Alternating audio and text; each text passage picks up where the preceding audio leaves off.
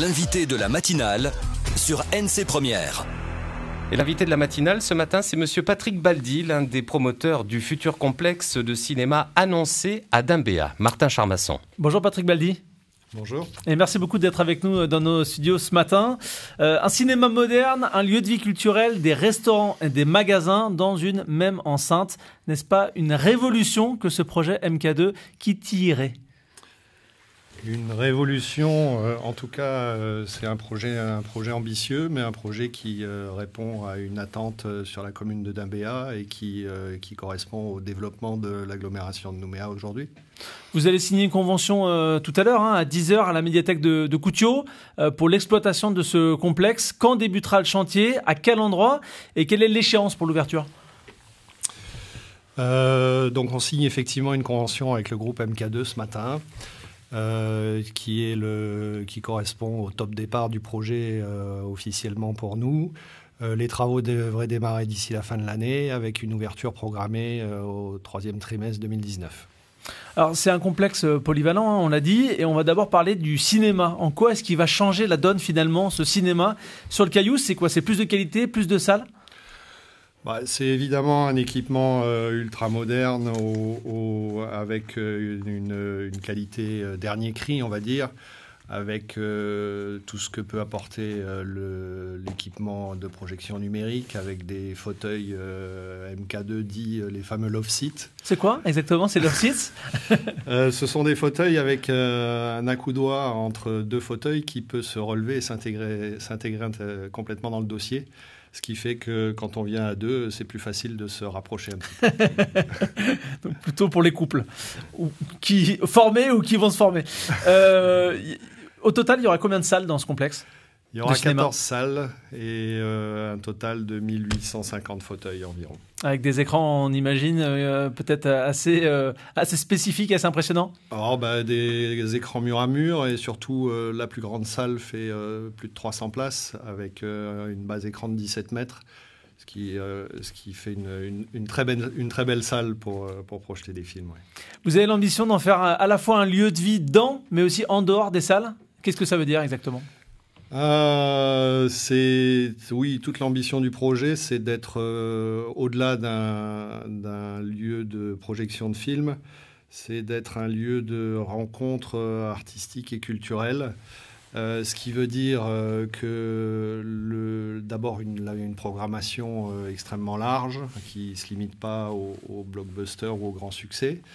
Et puis, ce qui veut dire que toutes les formes culturelles sont les bienvenues dans ce lieu, que ce soit pour faire des expositions, pour faire des manifestations, des événements, accueillir des créateurs et des artistes. Voilà. Donc en tout cas, en termes de films, ça veut dire qu'il y aura plus de fraîcheur, entre guillemets, dans ce que vous allez proposer au grand public ? L'idée, c'est que la culture... plus il y a d'offres, plus il y a de choix, plus il y a de possibilités, plus on s'y intéresse et plus on la pratique avec bonheur. Et dans le cinéma, c'est la même chose.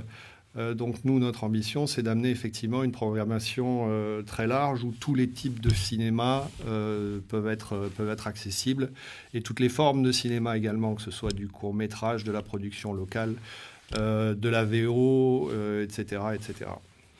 Il y a évidemment la gestion des clients, ceux qui vont venir voir les films. Pour ce qui est de l'attente, dans les files d'attente notamment, il y aura une gestion particulière, je dirais, du public. Également pour les réservations, pour acheter les tickets.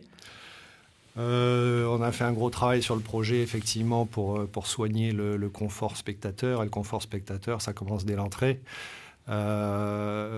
Faire en sorte que le lieu soit accueillant, soit confortable, faire en sorte que les queues soient gérées et qu'on soit pas perdu quand on attend son tour. On a effectivement un espace qui est vaste et On peut revenir sur la question Oui, parce qu'elle était double. La question, effectivement, elle était double. Il y avait à la fois, je dirais, les queues, parce que quand on va au cinéma, régulièrement, on fait la queue. Et puis, il y a également le fait qu'a priori, vous projetez de pouvoir mettre en place une réservation en ligne, ce qui est quelque chose de nouveau sur le territoire, pour le coup. Oui, bien sûr. Alors ça, c'est tout le savoir-faire de notre partenaire sur la façon de gérer un cinéma, une programmation et un service client de qualité. Il est évident qu'aujourd'hui, on doit pouvoir acheter son ticket en ligne avec son téléphone. Et enfin voilà, ça fait partie de tous les outils que MK2 nous amène dans ce projet. Oui. L'emprise de ce complexe que vous allez construire, donc on le rappelle, un complexe cinématographique et culturel, elle est de combien cette emprise en mètres carrés? Le total du projet fait un peu plus de 7000 mètres carrés sur la partie cinéma. Parce que bon, il se trouve que derrière il y a aussi une résidence universitaire, mais ça c'est un autre sujet et un autre partenariat. Le cinéma donc fait un peu plus de 7000 mètres carrés de surface construite sur un terrain qui fait 78 arts au total et qui se situe juste à côté juste en face du lycée du Grand Nouméa à Coutiot. Je fais un petit rectificatif. J'ai dit tout à l'heure que la réservation en ligne se ferait de façon novatrice donc dans ce cinéma. C'est également le cas donc au Ciné City pour rectificatif. Patrick Baldi, comment elle est née cette idée de construire ce complexe à Dimbéa?